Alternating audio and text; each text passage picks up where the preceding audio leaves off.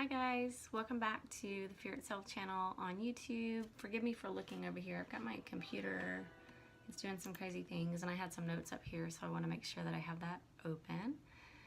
Thank you so much for joining me today. Thank you for being here. Thank you for sharing your anxiety stories with me and for listening to my story. I really appreciate you, and I want to make this a place where people can come and talk about their anxiety and talk about their depression or whatever it is that they're struggling with, and feel like they are part of a larger community and feel like it's okay to be going through those things, because it is. Okay, so it's been a little while since I have made a video, and that's because I wasn't sure what to talk about.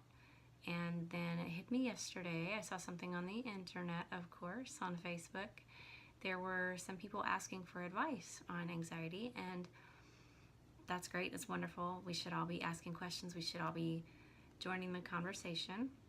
But they were asking just random people, and I think that's good, but I also think it can be dangerous. So I just want to talk about some of the things that were being asked and being commented, and we'll go from there. So I'm looking at my notes over here, and the first question was, what do you take for anxiety? And there were a lot of responses, you know, vitamins, minerals, magnesium, like I take and I recommend. And then there were a lot more comments, medications that people take and how much they take. And that's the part that I think is dangerous. I don't think you should take medicinal advice from strangers. Okay, so if you're thinking about using medication for anxiety, that's great. I think it's a wonderful resource, but talk to a medical professional on that. Talk to somebody who can prescribe that for you. Don't talk to strangers about that. Everybody's body and body chemistry is different, and your anxiety is different from mine, and your triggers are different from mine, and your root cause of it is different from mine. So for me personally, for example, medications didn't work. They actually made me more anxious. So then that's another thing. What works for somebody else may not work for you. So don't get discouraged with that, because like for me, I went to the doctor, I don't know, 4 times, 5 times, and he just kept prescribing different things and different levels of things, and they weren't working, and I got really frustrated because they seemed like they were working for everybody else.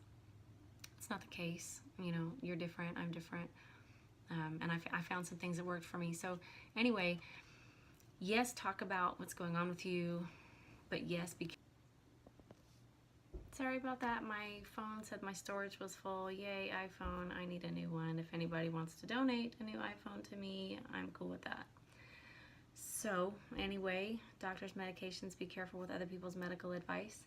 And then I wanted to recommend magnesium really quickly. I talk about it a lot. Magnesium, Natural Calm is the name of the one that I like a lot. It's a powder that you add to water, and it calms the body. It won't hurt you if you don't need it. I think I've talked about this before already in a video and a podcast, so I won't sit on it.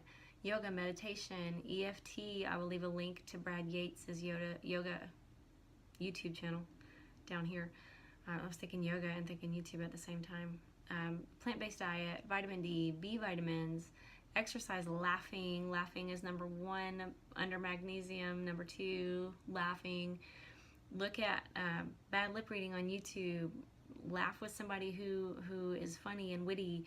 Take time out of your day to really belly laugh and get that out there, because you can't be in that moment and be enjoying that moment and be grateful and be anxious. That can't happen at the same time, okay? So laughing, magnesium. And then exercise is a big one too, getting that energy out. I love that people recommend exercise to each other. I think that's awesome. I think we should all be doing it anyway. And then the last point that I want to make is just to keep trying, just to keep going. Anxiety is not permanent. It usually comes from a place. For me, it came from a lot of different traumas, long-held beliefs, fears, like I said, abstract things, unknown things, or things that I'm afraid of. So all of that piled up on top of each other. I had a very stressful life event that was coming up, so that was stressful. And I was pregnant at the time, both times.